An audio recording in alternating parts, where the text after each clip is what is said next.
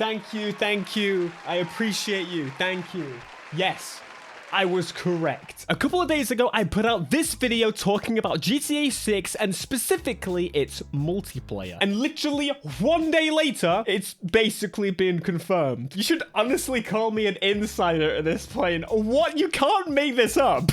A new era. According to the outlet, these individual sources claim that Rockstar have been speaking with GTA, Fortnite, and Roblox content creators. This is the article that broke the news and told us a little bit of details as what we can expect. So it's not actually just gone, yeah, YouTube man said this. No, they fully found out. Rockstar Games has been in discussions with top Roblox and Fortnite creators, as well as dedicated GTA content creators, about the potential to create custom experiences inside the upcoming game. Now, this sounds weird. I'm going to make it 100% clear. I have not spoke to Rockstar. I wouldn't be able to leak stuff like this. Maybe that's why the other creators haven't rushed to talk about this. Damn, you could genuinely call me an insider at this point. So I wanted to touch on a few things about this and ultimately gloat. What you can expect is a blending of the current formula that's in Fortnite and Roblox and what's already in GTA Online. That's already a thing. Think about all the experiences that you can actually partake in GTA Online. Essentially what they're doing is creating a more powerful creator than they did previously. We've already had access to incredible tools, but they were limiting in quite a few significant ways. I would argue it is one of the better creators that exists in a game, but the limitations are kind of obvious as soon as you start to really dive in. They have 100% got better over time, but for example, if I want to use a deathmatch to create some other form of game, it is a little bit limiting. All I've essentially got is the rules as such.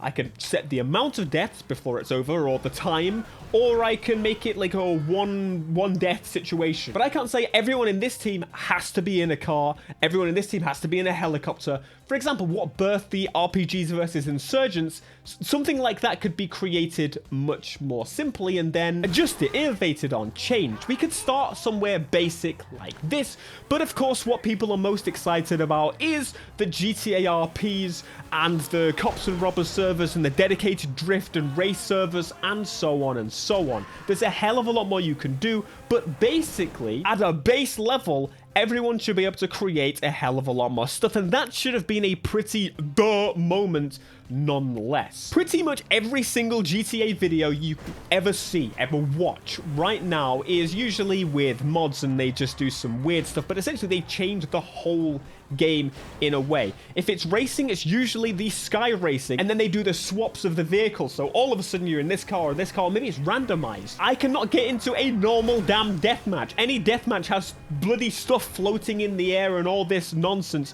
which it's just a sign of what's to come. That should have been obvious from the beginning. This is just going up a level from that. Now, I think ultimately, from the go, it's going to be a little bit more basic. Once again, I'd like to make it absolutely clear, I was not one of the people they apparently reached out to.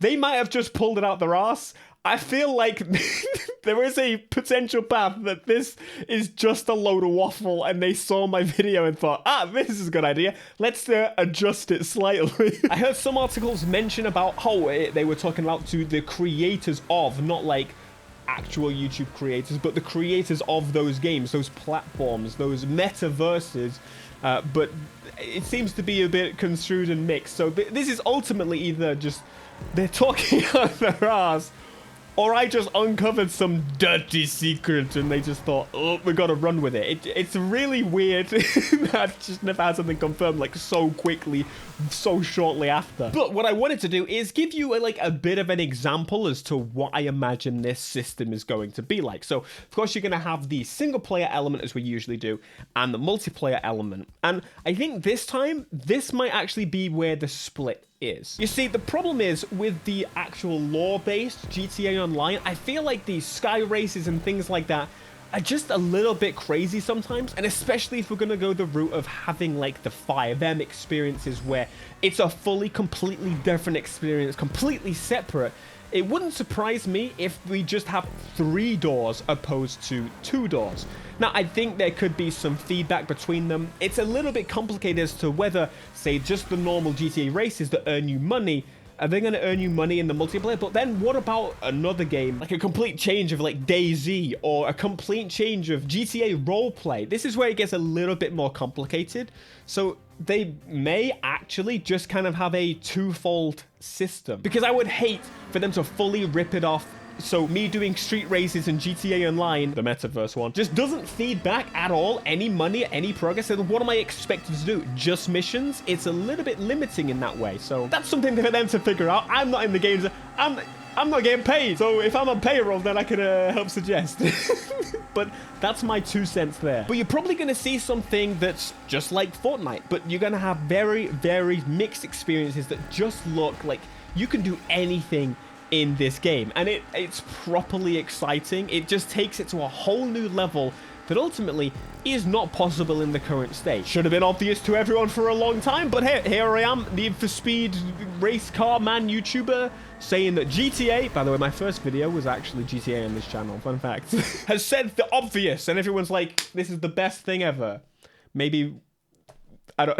Again, this has been a thing in the Rockstar universe for years. GTA Vice City had multiplayer, San Andreas multiplayer or SAMP, Multi-Theft Auto, San Andreas. These were things I would dream about back in the day of creating a GTA experience, and made a roleplay when GTA Online never existed, or if it was GTA 4, and the multiplayer was so just simple and empty, and there was nothing to it essentially compared to what we have today. We've got every angle to thank those first pioneers that created those earlier San Andreas multiplayer projects. We've got the creators of those wacky and crazy races. The people that made Insurgents versus RPGs. As a Little Big Planet person, it really just reminds me of all the stuff that people came up with. For example, the bomb drop events. Oh my god. But now we can do that in GTA. You're gonna basically come up... There's gonna be no limits, is what I imagine this would be. But I do want to say that I do not think it will fully replace the original GTA Online experience. I love the original GTA Online experience. I think that it's one of the dream paths of creating a GTA game. It just wouldn't make sense. Missions may be better structured than it was in GTA Online, because again, that's a damn PS3 game. So imagine the characters you meet, or the main core elements of the trailer, they kind of suggest that we've got, you know, the street racing guys who kind of got like the redneck dirt guys. Those individuals, I think we could potentially see them come into GTA Online, and you essentially just carry it on, but from that perspective of the online experience where they can just forever expand it. The families, it seems to be that's kind of the focus, and I imagine that's what would be focused on at the beginning in GTA Online. Of course, early GTA Online, as it currently stands, incredibly different to how it is today. But I think one of the reasons I'm so excited for this crazy metaverse experience is not only because of the amount of crazy things we can do, maybe we can bring GTA Online back a little bit. I don't think I'm the only one that hates the damn flying bikes, the flying cars, the crazy sci-fi, like, next level alien tech. It just doesn't make sense to me in a GTA Online experience.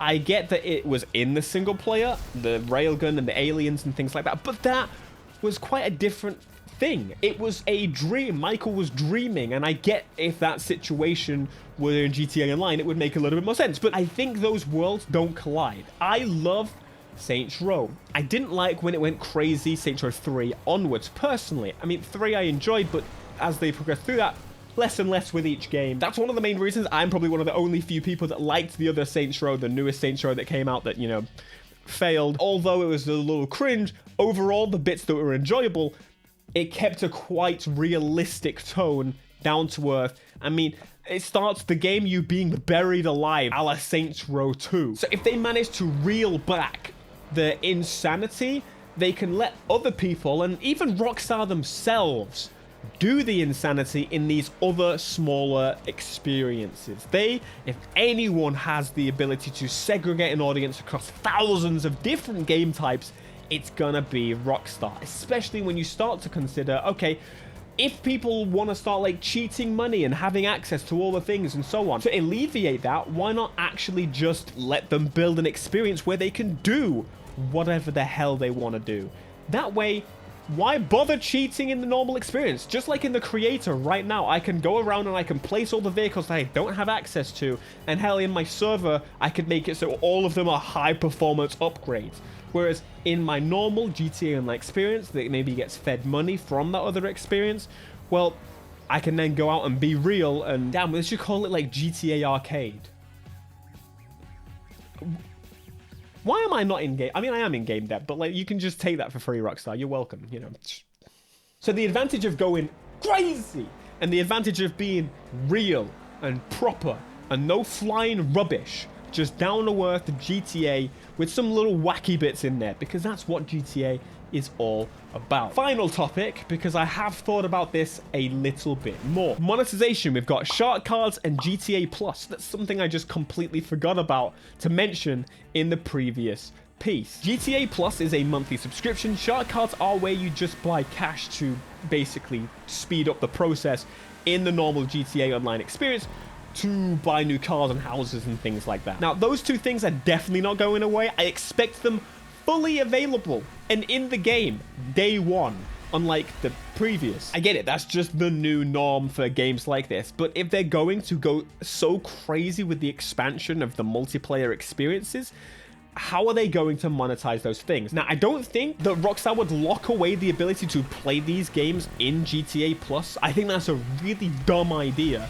But I wasn't really sure in any way of subscription or Shark Cards and how these experiences, well, would be extra monetized. Because it's a hell of a lot of work, especially if they're having to host these new games. It could be more like GTA 5 where it's just like a session, and I think that's probably the way they're going to do it, and I think that's the most sensible way. So the limitations will be the game in itself, but you've got to think how long the time between the GTA games is going to be. The next one is going to take like 2 decades to actually finally arrive, probably after the launch of this one, which hopefully comes within a decade and a half. So they're really going to set it up for the future, and they've got to pre-plan, but they kind of know this more so than they did previously. Man, there's so much you could talk about with GTA 6 and GTA Online and the new self-branded GTA Arcade. Damn, that's good. That's so freaking good. I'm a genius. Just feel like it's an arcade machine, and then you're in like metaverse GTA. But I do know in Roblox there's actually a way for you to buy the currency and spend the currency in these extra experiences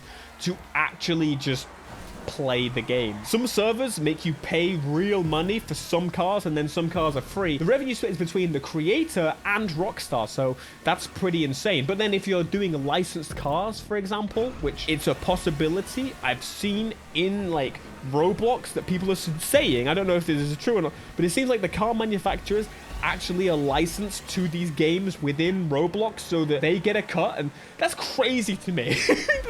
that's just wild. So although Rockstar did remove those licensed cars from FiveM, and in a lot of people's minds that ruined the experience, I think ultimately if there's some kind of revenue share platform created, it's possible that that could be a reality. Actually, like having Porsche signed with the people that made that game, signed with Rockstar, and they're all getting a share of the revenue that a game makes within GTA.